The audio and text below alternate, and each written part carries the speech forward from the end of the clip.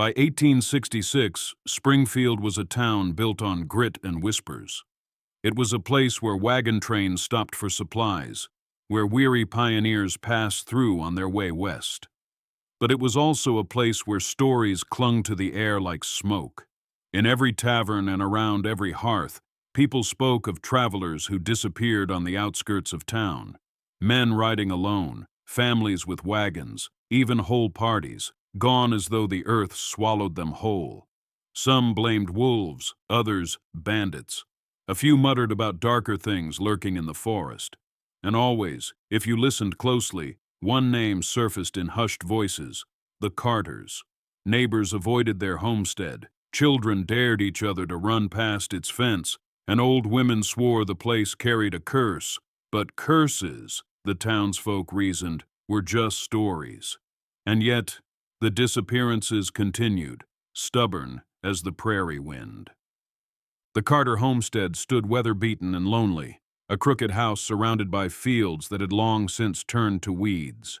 Jonas Carter, a broad-shouldered widower with eyes like flint, ruled over it with iron. His wife had died years earlier, leaving him with 3 children: Ruth, Abel, and Eliza. Ruth, 16, was quiet and solemn, carrying herself with the air of someone much older. Abel, 14, was restless, with a simmering anger in his bones. And little Eliza, barely 9, clung to her siblings with wide, fearful eyes. Neighbors rarely saw them in town, and when they did, the Carter children never spoke. Jonas came alone to trade pelts or buy powder, always curt, always cold. Folks noticed something odd. He never purchased much food. The family lived, but no one knew on what. And though their fields were barren, smoke from their chimney always rose, always at night. That autumn, a wagon party known as the Dawsons set out from Missouri with hopes of settling near Springfield. They were a cheerful family, 2 parents, 3 children, and a hired hand who played the fiddle by the campfire. They were last seen by another wagon train, rolling into the woods near the Carter land. They never arrived in Springfield. After a week, searchers went looking. All they found were fragments: a child's shoe in the dirt, a wagon wheel snapped in half, and belongings scattered like autumn leaves. But no bodies, no graves, no tracks of struggle. Just silence. Fear crawled into Springfield's veins after that. Mothers pulled their children indoors earlier. Travelers avoided the road that cut near the Carter farm. And yet, Jonas Carter and his brood went about their lives as though nothing had happened, chopping wood, hauling water, their shadows moving behind shuttered windows. In the dark of her room, Ruth Carter scratched words onto scraps of paper by candlelight. It was her only rebellion, her only release. She kept a journal hidden beneath a loose board, its pages filled with guilt she dared not speak aloud. She wrote of screams echoing through the cellar, of her father's commands, of Abel's shaking hands as he obeyed. She confessed her shame at holding down a struggling pioneer woman while Jonas swung his axe. She wrote of the smell of boiling flesh, the way Eliza hid under the table with her hands over her ears. "We are cursed," she wrote, "but worse, we are made monsters by his hand." Her tears stained the paper, yet she kept writing, desperate to preserve her humanity in ink. The journal became her prayer, her plea to a God she feared no longer listened, a secret she prayed no one would ever read. One cold night, as rain lashed against the windows of the Springfield Tavern, a stranger entered. He was gaunt, with a long black coat and eyes that seemed to carry storms. He introduced himself as Elijah Boone, a traveling preacher. His voice was sharp, his words unsettling. "Evil has taken root in these parts," he warned the gathered men. "I've followed it from the hills of Tennessee to the plains of Kansas. Families gone missing, bones buried shallow. I tell you, it is not wolves that feed here. It is man." The room fell into silence, but a few laughed nervously, dismissing him as a firebrand. Boone only leaned closer, his whisper a chill on their skin. "And mark me, the ones you fear are closer than you think." With that, he lifted a tin cup of whiskey, drank, and said no more. But the seed of suspicion was planted. Sheriff Caleb Tomlin was a tired man, his badge polished dull from years of disuse. He had seen enough violence during the war to last a lifetime, and he longed for peace in Springfield. When Boone confronted him about the missing pioneers, the sheriff sighed heavily. "We've had wolves, bandits, sickness. This land eats people alive. That don't mean we've got devils in our own backyard." But in his heart, Tomlin knew something was wrong. The disappearances were too frequent, too close to home. He thought of the Carters, their quiet eyes, their shuttered house. Still, he resisted. To accuse a family outright would stir bloodshed. "Leave it be," he told Boone. "These are frontier troubles, nothing more." Yet even as he said it, a memory haunted him. The Carter barn door once ajar, and what he thought he saw inside, shapes hanging from the rafters that were not animal hides. Abel Carter lay awake at night, staring at the rafters of the drafty house.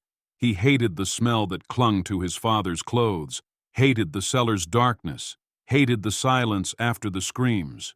Sometimes he dreamt of running away, of crossing the plains, of starting a new life where his name wasn't cursed. But where would he go? Who would take him? Jonas had told him again and again, "The world out there will eat you alive, boy. Here at least you've got family."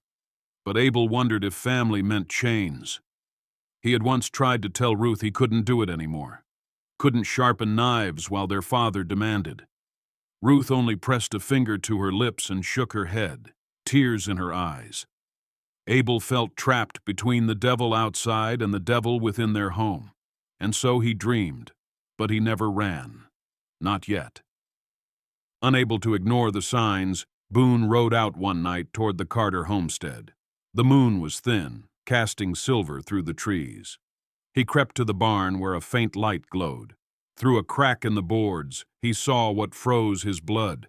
Barrels lined against the wall, filled not with grain or tools, but bones. Small bones, human bones. Some stripped white, others fresh with sinew. His stomach turned as he spotted clothing scraps tangled among them. He stumbled back into the night, whispering a prayer through gritted teeth.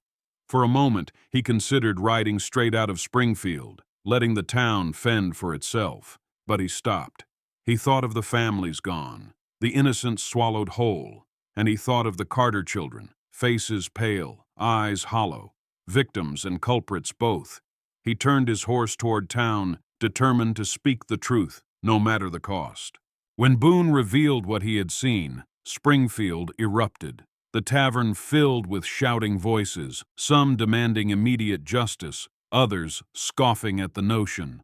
"Jonas Carter's a hard man, but he ain't no monster," one insisted. "Bones could have been from travelers already dead," another argued. Yet others whispered what they had long suspected but dared not voice. The Carters' farm never yielded crops, yet their smokehouse never went cold. Fear spread like wildfire, splitting the town in two. Some were eager to march with rifles that very night. Others warned that without proof, killing Jonas would make them murderers. And beneath the arguments, an even darker thought crept. Had hunger driven the Carters? And if so, would it not drive any of them, if the winter turned cruel? Boone listened, silent, then said only, "Evil grows when good men turn their heads. Decide now, Springfield. Will you face it or feed it?" That same night, as the town argued, Ruth Carter slipped silently into Springfield. She sought out Boone, her face pale as wax.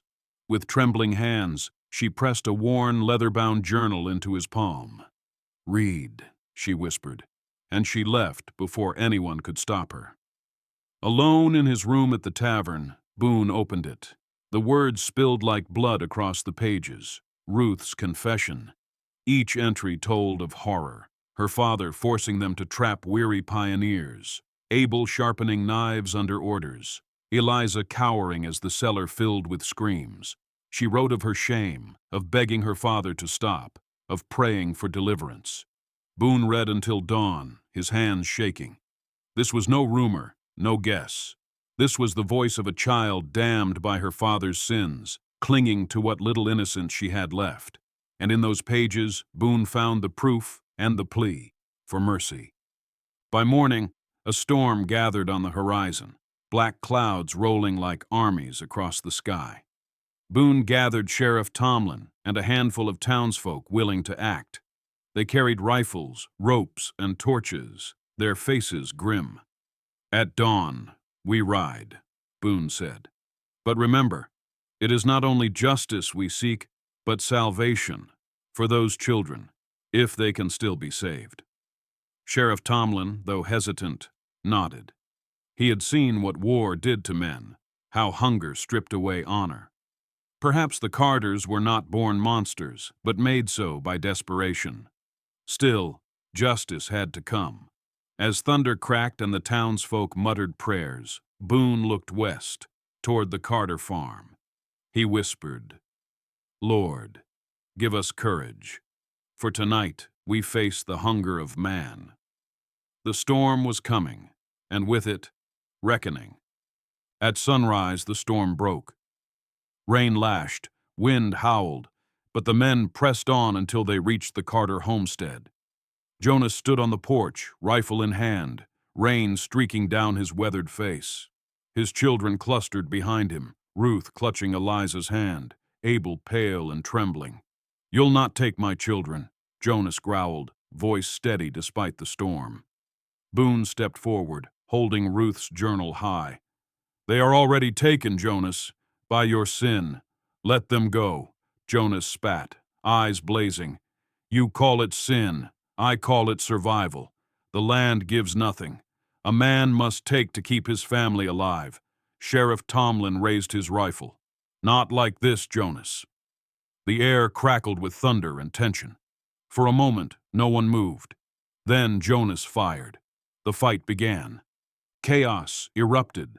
Gunfire cracked through the storm. Men shouted. Women screamed from behind shuttered windows as Springfield's future was decided on that porch. A torch landed in the barn, flames leaping high, fed by dry hay and old timber. Smoke curled black against the sky, mingling with thunderclouds. Abel, shaking, ran not toward his father, but toward Boone, crying, "Save my sisters!" Jonas bellowed in rage, firing wildly. Sheriff Tomlin returned fire, striking Jonas in the shoulder.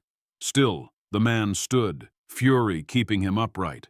Ruth tried to drag Eliza away, but Jonas seized her arm. Boone lunged, wrenching her free as the barn roared with fire. In the chaos, one truth became clear. This was not a rescue. It was a war for the souls of 3 children. As the flames spread to the house, Ruth tugged Boone toward the cellar. "You must see," she gasped, tears streaming. Boone followed, coughing from smoke, and together they lifted the hatch. The sight below made hardened men gag, crates of human remains stacked like cordwood, scraps of clothing clinging to them. The air reeked of rot and smoke. Ruth collapsed to her knees, sobbing. "We never wanted this. He made us." He said it was the only way. Boone knelt beside her, placing a trembling hand on her shoulder. "You are not your father's sin," he whispered. Ruth shook her head violently. "But we carried it out. We held the knives." Boone looked into her eyes and saw a flicker of the girl she had been before the darkness. "Then let this be where it ends," he said. Above them, thunder roared and fire cracked. Jonas, bleeding and staggering, refused to fall. He pushed through smoke and flames, eyes burning with madness. Sheriff Tomlin raised his rifle again, but Jonas sneered. "Better to eat than be eaten. This land takes everything if you let it." His words, guttural and fierce, echoed above the storm. Boone stepped forward, steady despite the chaos. "No, Jonas. This land gives. It gives enough if men share. But you hoarded death." Jonas coughed, blood painting his lips, and laughed a terrible laugh. "The world is teeth, preacher. And I taught my children to bite with that." His legs gave way. He fell into the mud, fire crackling behind him, his defiance finally silenced. His last words lingered like poison, chilling even those who hated him most. When the fire finally died, only ash and silence remained. The Carter children were taken into Springfield, though many townsfolk recoiled from them. Ruth sat with her arms wrapped around Eliza, whispering lullabies through tears. Abel stared at the ground, his face blank. Some whispered that the children were victims, forced into horror by their father's cruelty. Others muttered that blood was blood, and it stained all the same. Ruth overheard both sides, her heart heavy. Sheriff Tomlin urged compassion, but fear ran deep. Boone, watching the children huddle together, whispered to himself, "Innocence can be broken, but it can also be rebuilt." Still, no one knew if the town would forgive, or if the Carter children would ever forgive themselves. That Sunday, Boone stood in the pulpit of Springfield's small church. His voice was steady, though grief shadowed his eyes. "Judge the sin," he said, "but do not forget mercy. Starvation makes beasts of us all, but it is love, love for neighbor, love for God, that keeps us human." He told the town that to shun the Carter children was to repeat Jonas's crime, to strip them of their humanity. "Do not let fear turn you into what you despise," Boone urged. His sermon was not about vengeance, but healing. Some wept quietly. Others left in silence, hearts wrestling with old anger. But seeds had been planted, seeds of compassion, seeds of a future not defined by fear. In the weeks that followed, Springfield changed. Farmers began sharing extra grain and salted meat with neighbors. The tavern kept a pot of stew simmering for the hungry, no questions asked. Even those who had once kept to themselves learned to give. They said it was to prevent another Carter tragedy, but in truth, it was more than that. The town realized survival alone was not enough. Only community could keep them human. When another wagon train passed through, Springfield offered supplies freely, refusing payment. "Better fed than feared," one farmer muttered. The land was still harsh, but Springfield learned to face it together, not alone. Ruth began teaching the town's children to read, using the Bible and scraps of books she found. She said knowledge was a way out of darkness, a weapon stronger than fear. Abel worked in the fields, his hands blistered, determined to live honestly. He carried the weight of what he had done, but also the hope of what he could build. Little Eliza, with time, learned to smile again, though nightmares still woke her at night. The town slowly began to see them not as shadows of their father, but as children with futures worth saving. Ruth, though haunted, found purpose in guiding others, and for the first time, she dared to believe redemption was possible. Years later, the story of the Carter family was still whispered in Springfield, but it changed in the telling. No longer was it only about horror or about a man who fed on pioneers. It became a story about what followed, the choice the town made not to destroy the survivors, but to heal them. The Carter tragedy became a lesson told to children, that even in the darkest hunger, compassion could save a soul. Ruth grew into a woman respected for her wisdom, Abel into a farmer with calloused hands and steady eyes.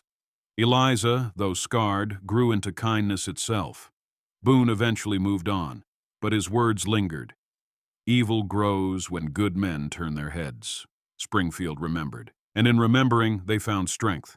From ashes and horror, they built mercy. And mercy, in the end, was what kept them human.